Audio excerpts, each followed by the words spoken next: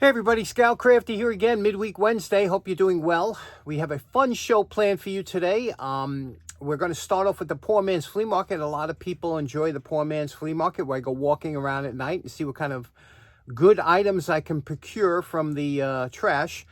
A couple people have asked me, they say, how can you tell the difference? Because you always say the best finds usually come from people that are moving. And you can tell after a while, you can tell who's moving and who's not. And I'll show you what I mean. Now, the most obvious sign that somebody's moving is the placard in front of their house that says for sale. But a lot of times they don't put that out until they're ready to move. So a couple months before they have that sign in front of the house, they start throwing out things that you don't usually see thrown out, like pots and pans and mattresses and coat hangers. When they start getting rid of coat hangers, you know they're ready to move for good. Here's an oil-filled heater, you know it still works, but all kinds of stuff like that. You could see the difference between somebody that's moving and somebody that's cleaning out their basement or garage, like this house here. This is just a clean out. You could see, and that's a nice bucket, by the way. That mop bucket, they're expensive and they work fantastic. Should have grabbed that. Just don't have the room, but that's a really nice one. But when you start seeing like shovels, things like that, that's just a clean out after the winter. And you know, this kind of, I don't even know, it's some kind of vacuum or something, but it has all the accessories there. So that's how you could tell. Okay, so let me show you exactly what I found. I did find some great stuff. Let me show you. First up, I found a couple pieces of PVC square tubing. Now, I picked these up. These are usually used for fence making, things like that. They come in different sizes. Like, I picked up this piece of square tubing not that long ago, but you notice this one's quite a little bit bigger than this one here. In fact, I don't even know if this will fit inside. No, it don't fit inside, but it definitely is quite a bit bigger. You could see there. So whenever I see these, this is a couple 3-foot sections. I throw these up in the rafters. They're great for projects, easy to drill, great for electrical projects, things like that. So grab them if you see them. Next, I grabbed this vacuum attachment. This was new in a bag of attachments that weren't used. And my father loved this tool. This was one of his favorite things. And he used to restore hi-fi equipment and things like that. You put your vacuum cleaner attached, and you just, you know, it's a great brush. A lot of these were horsehair at the time years ago there, and they're hard to find decent ones, you know, really good ones. I have a few of them, but I always pick these up when you see them. These come in so handy for so many things. Next up, I picked up this power supply, or we call them wall packs here. And I have a few of these, and some of them you could find, some are big ones that have a lot of amperage. Usually the lighter ones don't have too much amperage, but this one here, they vary in voltage. That's why you pick up a few. Let me show you a couple things that you should look for when you're picking them up here. I'm going to zoom in. First of all, if you notice up here, it shows you the specifications over here. And you can see here it says 42 volts. Those two lines, the dotted and the side, that's a DC current, and it tells you the amperage here, okay? You can see it don't have a lot of amperage.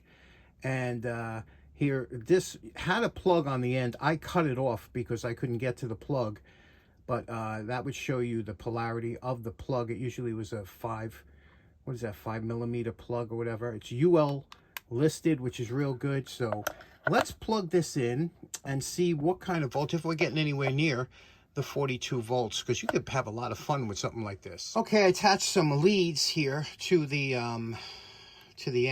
Like I said, I cut it off, so I stripped it clean. I'm going to attach one. This here is the negative. Remember, on DC, there's a positive and negative. And here I'm going to just touch it quickly and watch the meter here. Okay, now I touched it quickly because I want to see if I had the polarity right. If I had it reversed, you would see, I'm going to reverse it, you'll see a minus sign on the left of the numbers. Watch. See that minus? That means it's backwards. So you can always remember that with DC. So we have it hooked up the right way from the beginning. And look at that, 42.2 volts. Isn't that great?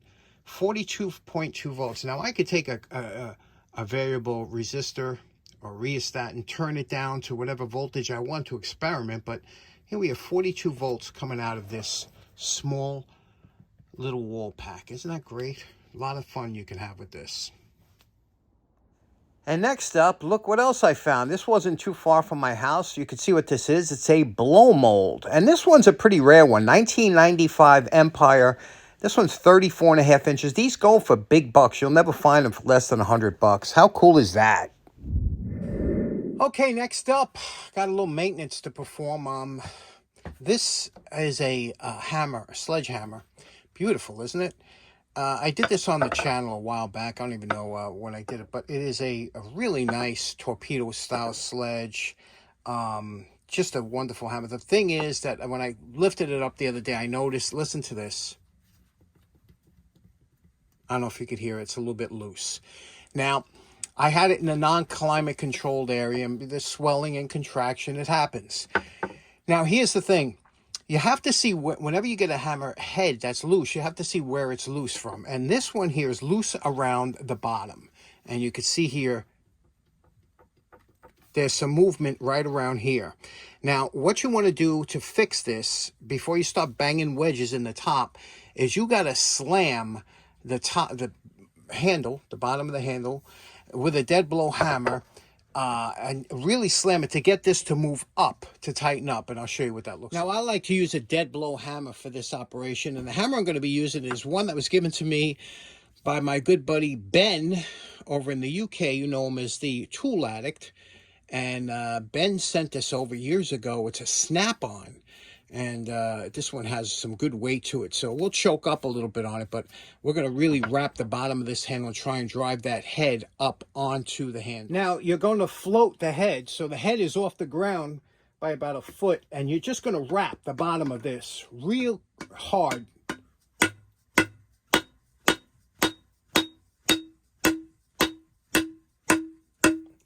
Okay, now, that is solid. You could see we drove it up. You could see here. We drove it down on this. You want to get it on that swell so that this won't rock. Again, a couple more wraps.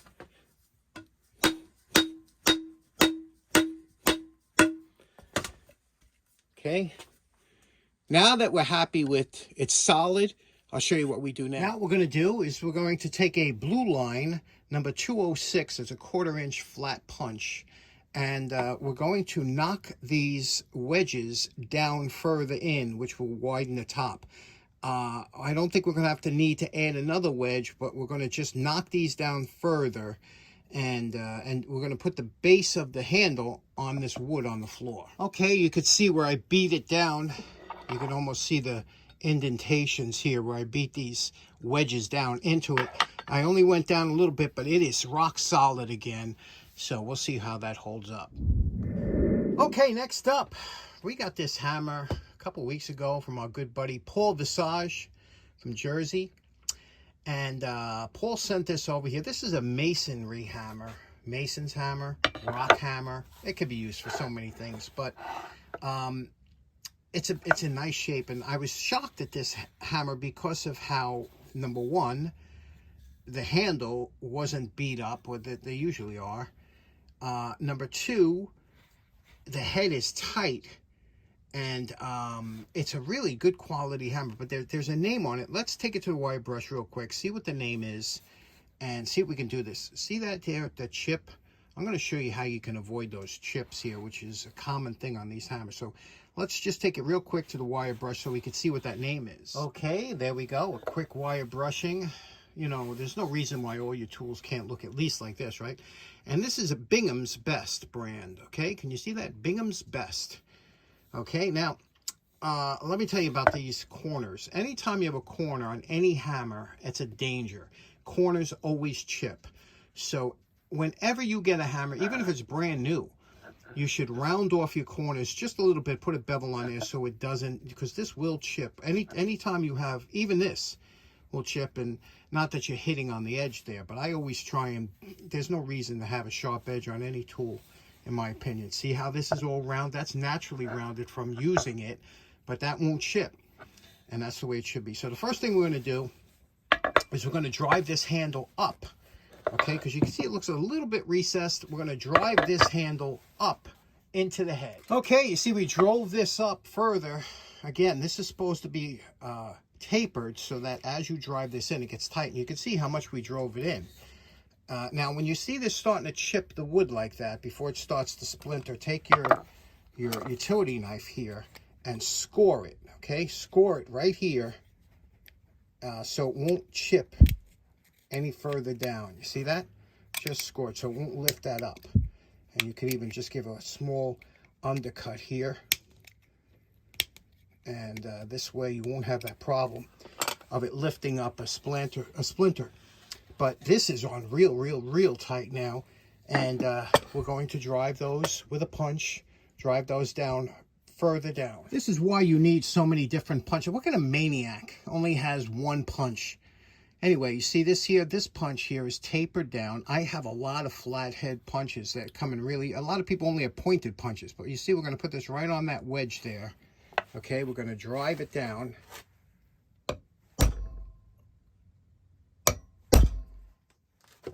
Okay, now you see that? We're going to try and get that just to the surface here, because we're going to take off that top here. This is really tight. Okay, you can see that how nice those wedges went down a little bit further.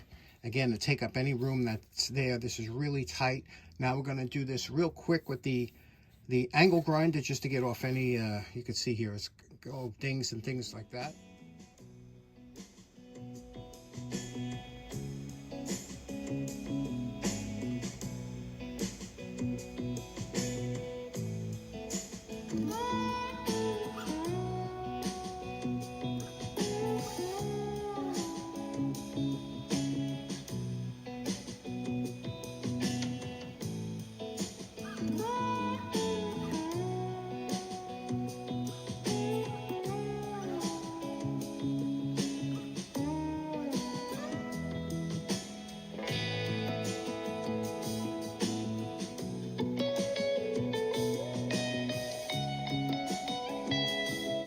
Now, you know my favorite part. Remember what Paul's hammer looked like before we started. And we're calling this project done. Everybody likes a good before and after. This one's, I think, a good before and after.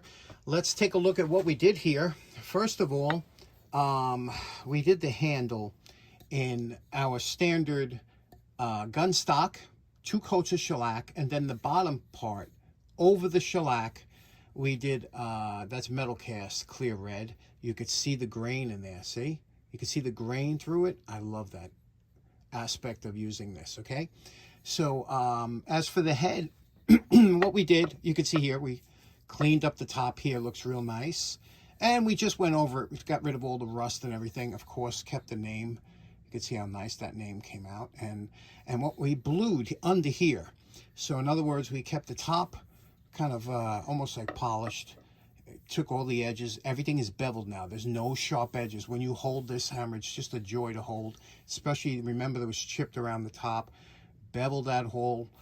And that's the way it should be. It's a joy to use. And blued the bottom parts here that were blued, I think, from the factory. They looked blued before. So what do you think about that? That's an attractive hammer now. Something you wouldn't have a problem using or having on the job site. It's all nice and tight and ready to go.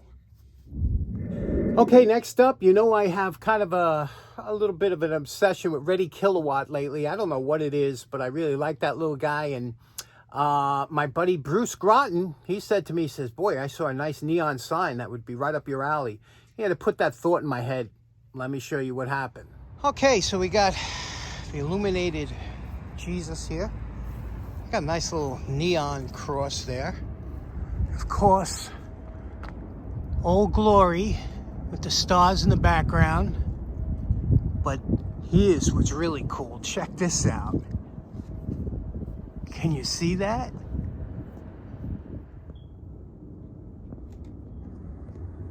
Okay, we're up in the attic here, and you're going to get a kick out of this. I know you are. Let me come down here. I shut the light off to give you the full effect. Okay, let me come down here. Can you see it? I blame Bruce for this. Can you see where we're getting with this? Here we go. What do you think about that? So what do you think about this? Isn't that amazing? And look, it says Reddy Kilowatt on the bottom. Such high quality. Colors are absolutely vibrant and perfect. I can't really do it justice with the camera because it's so bright, but I definitely blame Bruce for this. Okay, so in closing, special thanks to Paul Visage for today's project. We have a lot of crazy editing to do because I have a whole bunch of stuff, so I don't know where this is going to go. I don't know if it's going to be long or short, whatever. Anyway, I hope you enjoyed it. We will see you again on Friday. Take care now. Have a great day.